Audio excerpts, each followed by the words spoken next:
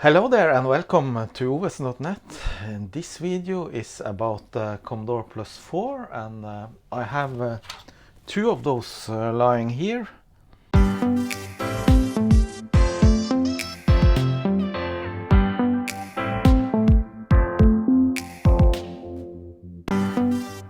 So these two Plus 4s are from my friend Kjell-Ove's collection and they are both non-working, so I'm gonna take a look and see if I can repair at least one of them. Having two, I can swap between parts, and that makes it easier to diagnose what's wrong for one thing, and I can use spare part from one to the other if I decide to fix one of the two. So I did briefly test the machines when I got them, and this one says black screen and the other one says RAM or some screen error. Might be something to do with the RAM or not. Anyway, it's garbled characters on the screen. I'm gonna start with this one that has video issues. At least you see something on the screen, and I'm turning it down now, so let's take a look. Has a blinking cursor and nothing else. Time to open the machine and take a look inside. I think there's 5 screws, 3 here in the back and 2 in the front. So start with those.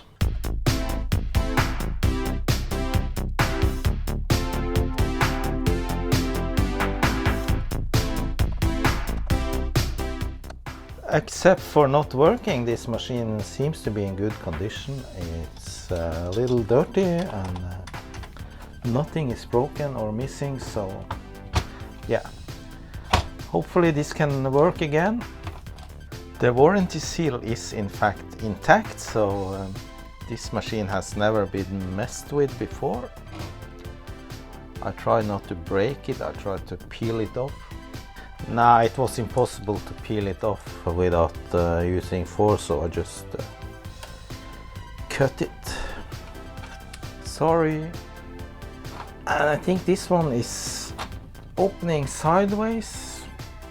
Yeah.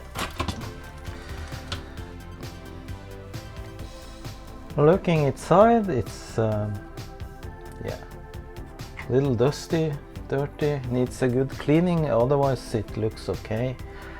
Lots of the chips are socketed, so that's a good thing. I'm gonna gently remove the keyboard, and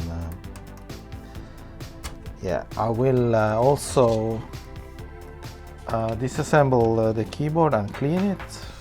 So now if I turn this on, I get this kind of screen, a lot of @ signs.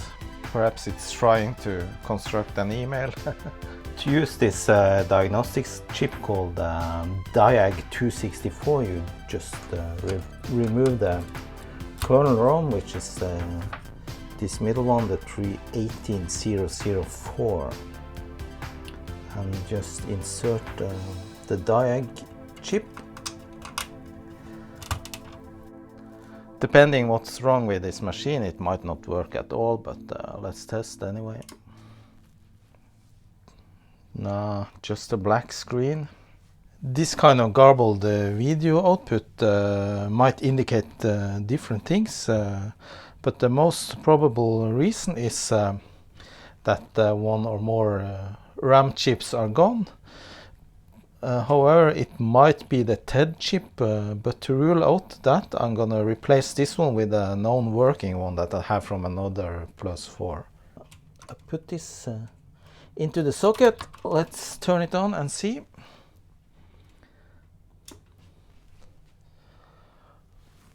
Alright, so as I suspected, it's not the TED chip, so that's actually a good sign, because the TED chips are really hard to find replacements for.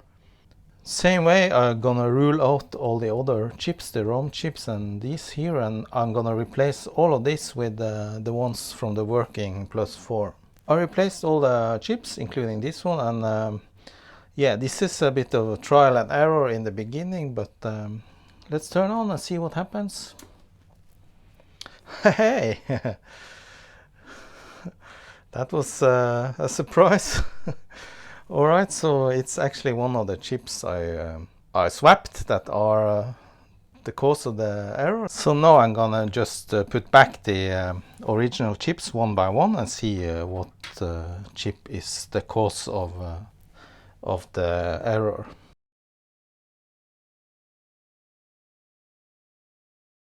The 8501 is the CPU actually, and that of course explains why the diagnostics ROM chip wouldn't work, because it of course needs the CPU to be working in order to run the code. I had a comment on another video that I shouldn't do the cleaning and everything before I repair, but for me it's like I'm gonna repair and clean anyway. So actually I don't have any 8501 CPUs. The Commodore 64 used the 8500 and Commodore 128 used the 8502, I think. Anyway, I have this dead machine that might have a working CPU, so I'm gonna of course check that out. This one of course looks to be in very good shape too, so I really hope I can fix this one too, but first I'm gonna just use it for parts. So I'm just gonna borrow this 8501 and yeah, I don't think it will mind. Wow, so stuck. Hey, this one is actually a 7501. So, and it's produced in 84, so this is actually a different chip. Let me just quickly replace that one, and I don't have any high hopes, but might be lucky, you never know.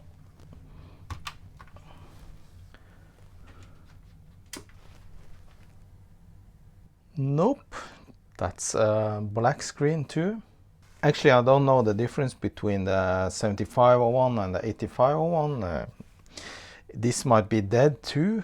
So I have looked around on eBay and elsewhere, and I can't find many of the 8501 CPUs available for sale, and those that are for sale cost a lot, like 80 or 100 euros, which I think is way too much. However, it is actually possible to use a 6510 CPU, the same that's used in the Commodore 64s, and the way you can use that is to build a little adapter, and my plan is to use the little testing board like this and make an adapter for using a 6510 CPU on this machine. But before I do that, I'm gonna clean up this machine to get it up to shape, and yeah, I'm not gonna show you the whole cleaning process. I have a lot of other videos with cleaning cases and motherboards. So to clean the case, of course, I need to remove the keyboard, and there's like 8 screws for that. A lot of dust and shit, so this needs to be cleaned as well. So I would need to remove all the keycaps, which is a fun job actually, I think. Besides being dirty, these keycaps are yellowed, so they need a bit of retrobrighting. However, first I'm gonna just remove all the keycaps and clean them. And for that I'm using this one, this keycap puller I bought for cheap on eBay. $1 I think, or €1. So let's start.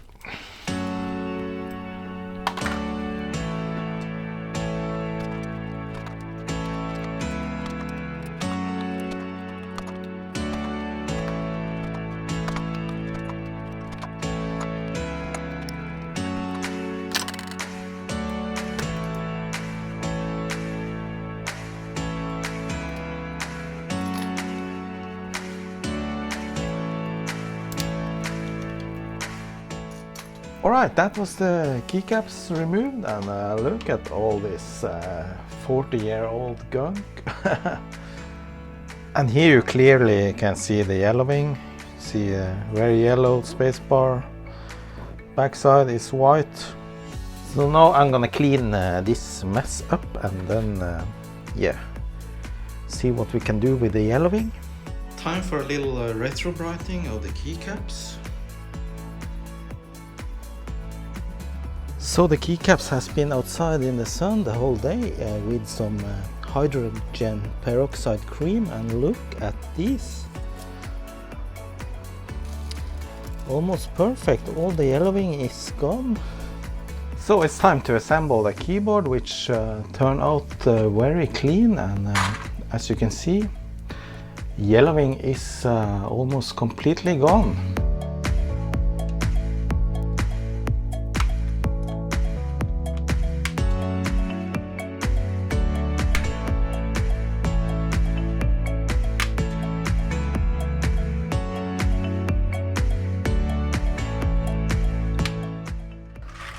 Alright, that was the keyboard. Looks nice actually. So the 8501 and the 6510 CPUs are essentially similar, but there are a few differences. For example, the 6510 has a non-maskable interrupt, which the 8501 doesn't have. Also, the 6510 is missing some ports. It has only 5 ports, EO ports, and the 8501 has 6. No, it has 7. Besides that, you can see all the pins are essentially the same. They are shifted by 1. As you can see, A8 is on pin 14, but on the 6510 it's on pin 15.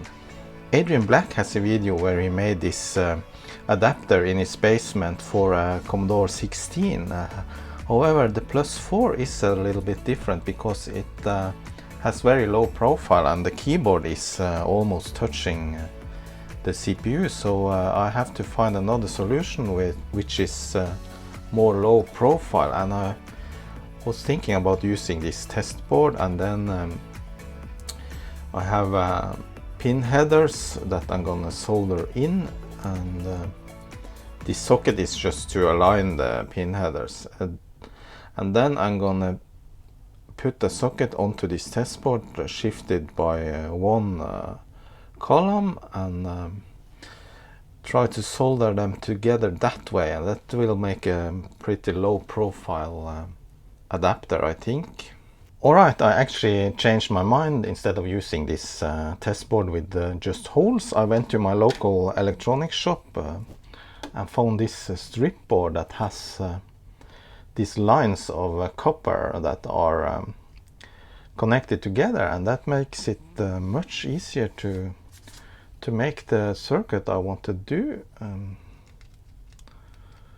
because now I don't have to manually solder or connect every pin to the socket. I just cut between these lines, and then I'm good to go.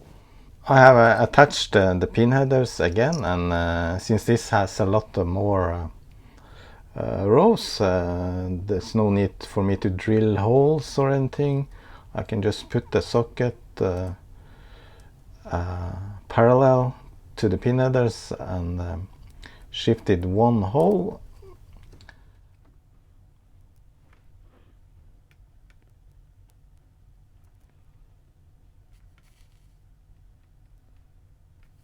Obviously now all the pins are bridged together, but we can't have that, so now I'm gonna cut the copper between with my Dremel.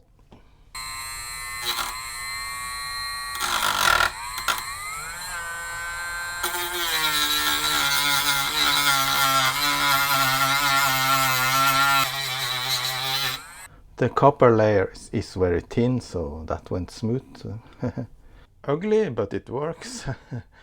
Now I can place a socket 1 pin offset from the underside, and that requires just a little soldering on this side. Yeah, so I'm gonna solder these socket pins to the other ones. However, some of the pins are not going to be connected, like the 3 first pins on the 8501 should not be connected to the 3 first pins on the 6510. Therefore I need to do a little bit more cutting of the copper. So I have cut between the 3 first pins, and I'm gonna measure that there's actually no connectivity between them. Yeah. So there's a few more places you need to make sure that the 2 parallel pins are not connected, so I need to cut the copper on the ones I have marked in black here, and I have drawn all the different connections that you have to make that are not connected by just shifting the 6510 1 pin up. Also, some of the pins should not be connected, like on the 8501 P3 and gate in, which are marked with an X, should not be connected, and on the 6510 pin 4 and 39 is not connected. So I simply removed those 2 pins from the socket. Then it's time to solder this one in. And the socket on top is just to make the pins underneath straight. So this one is going to be removed afterwards. Also the one on the bottom. I just keep it there to keep everything in place. By the way, I'm using this document here that describes all the different pins you need to connect and where they go. So I will link to this in the description. Alright, I'm ready to solder, and I think this will be the most difficult part, because there's not a lot of room, at least on the other side. So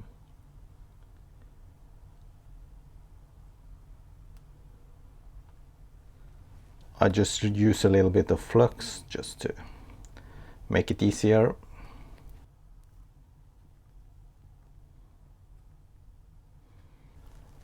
I just soldered the corners first, so that I know that the whole thing is in the right position.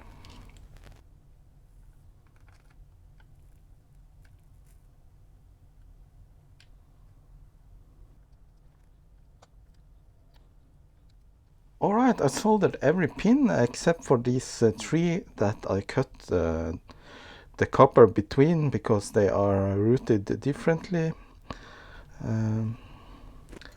Not the easiest task, but I think it went okay. I see perhaps a couple of places I need to remove some solder. So now I'm gonna do just a connectivity test here. See that everything is connected, that should be, and everything that's not supposed to be connected is not connected. And that's a good thing I did, because I actually found a couple of pins that are bridged together, like these 2, because there's a little bit of solder in between.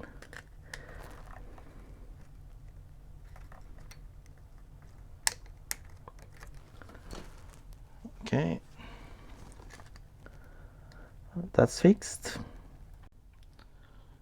This should be good to go now. Next up is to connect the pins which are not connected by the soldering. So the first 3 pins, 1, 2 and 3 on the 8501 should be connected to 1, 2 and 3 on the 6510. So that means to have a diagonal connection between these 3 pads here. The first one is easy. I just bridge between these 2 pads here with a little bit of solder. I think that will be okay. The next two, I'm just going to use this tiny little bit of resistor leg. Yeah.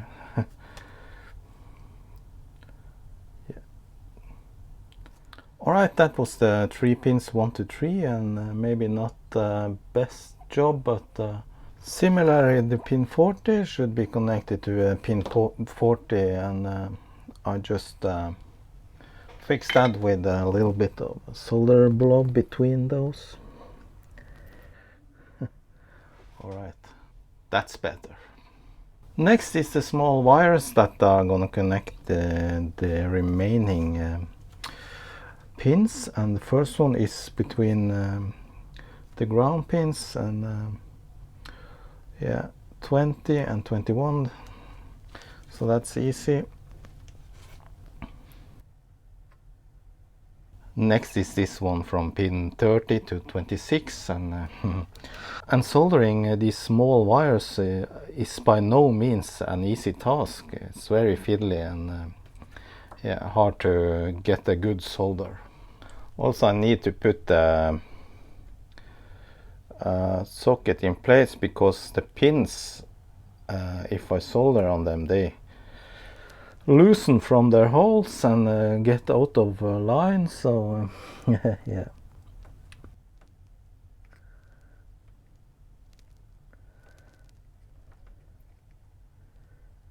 I think that was okay.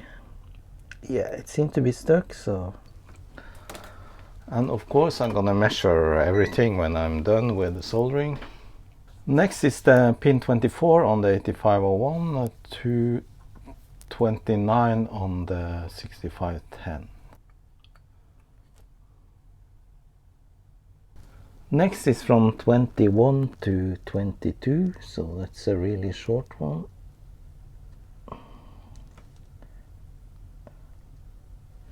Finally, a small wire from 22 to 23, so it's from here to here. Let me see if I can burn my finger.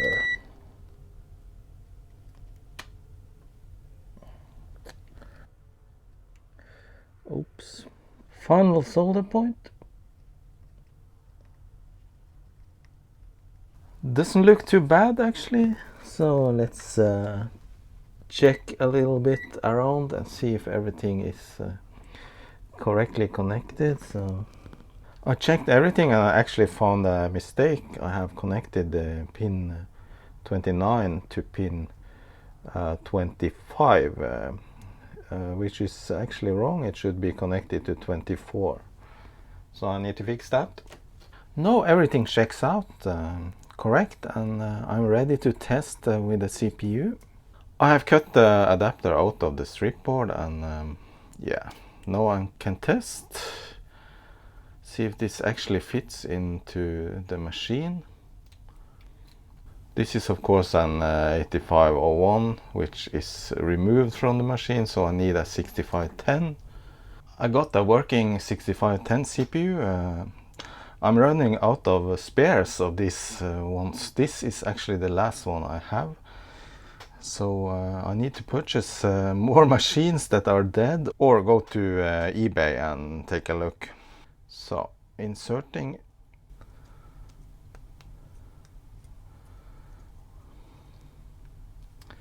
Yeah, that seems to be a good fit. So now let me see if I can fit this onto the board in the existing socket. If not, I'm gonna remove the socket and solder it into the board. Alright,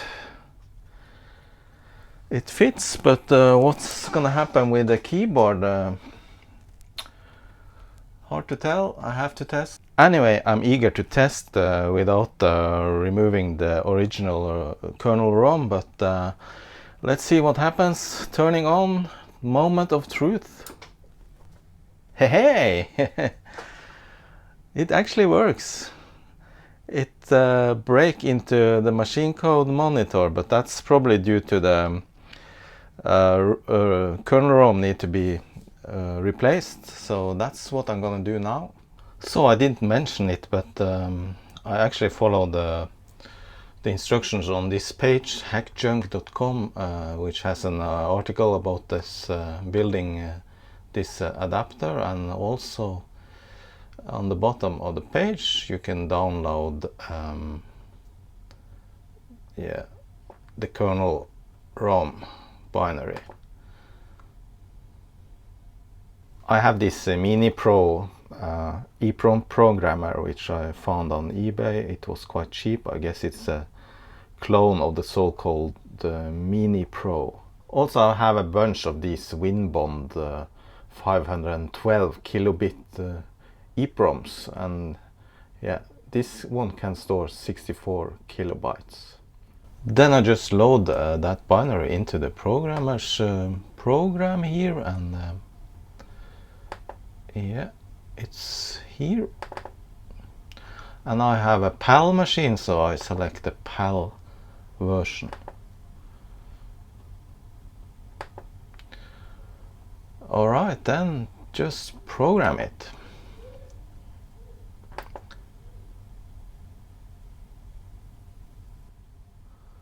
Programming successful. Alright, that's it.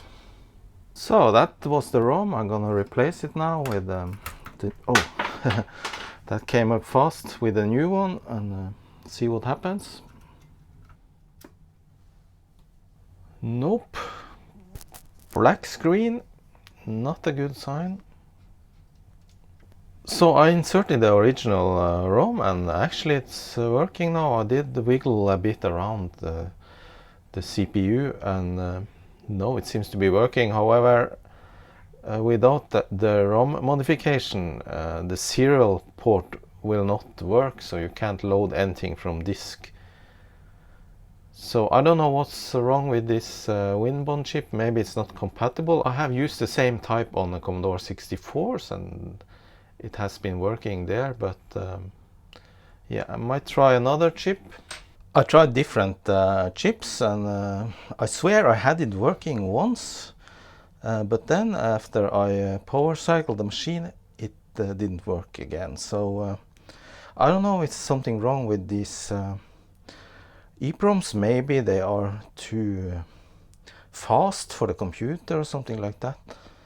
So I have tried different ROMs, and I'm not really sure if I understand what is the correct type. Now I got some UV erasable EEPROMs, and these are from ST, and it's an M27C256B, and these should be pin compatible with the ones that are in the Plus 4, which are 23 128 types. So I have loaded this time, because this is double the size of the original ROM. I have loaded the kernel ×2, which is 2 copies of the same ROM. So yeah, let me program it.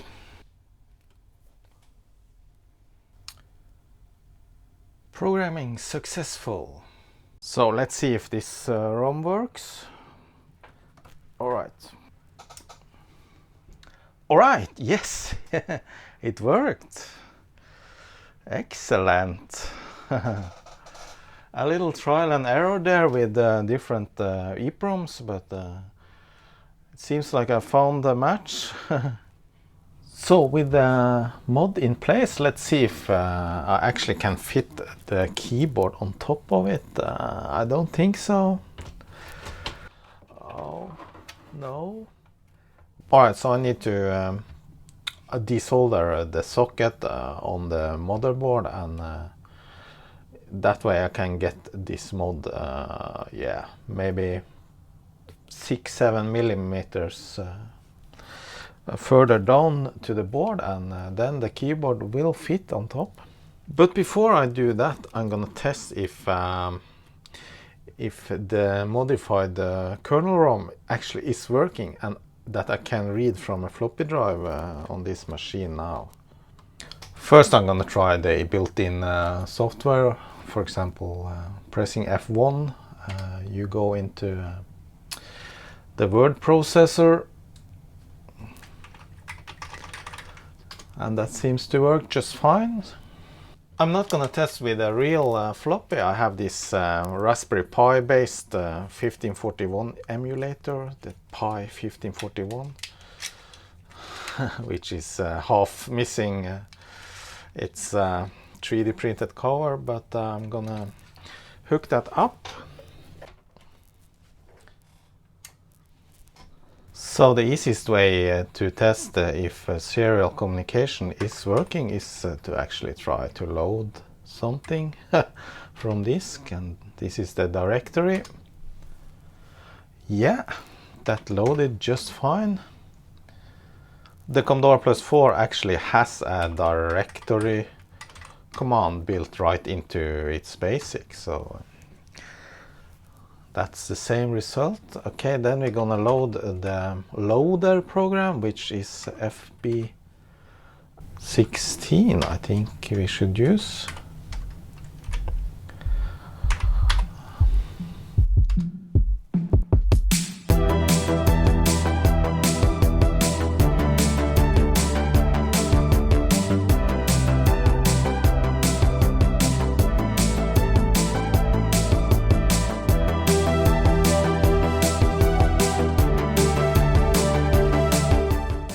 After desoldering the socket, I struggle a bit to get the module down through the holes, because these are pin headers and a little bit wider than regular pins. So yeah, but I managed. It was a little bit tight here between these capacitors are a little bit in the way, but now I think it is around the same height as this box, so I think this will work. Then just a little bit soldering, and I think I'm good to go.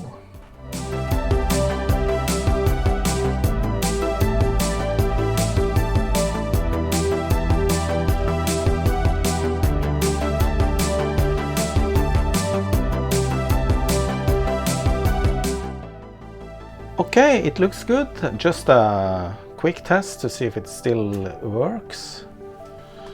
Yes, it does. Nice. So I think that's it for now. One thing that's still remaining is to recap this board, which I'm not going to do in this video. Okay, that was it for this video, so I hope you enjoyed it. I fixed the 1 plus 4. I have one more to fix, but that's gonna be another time. So with that, I say thanks and bye bye. See you.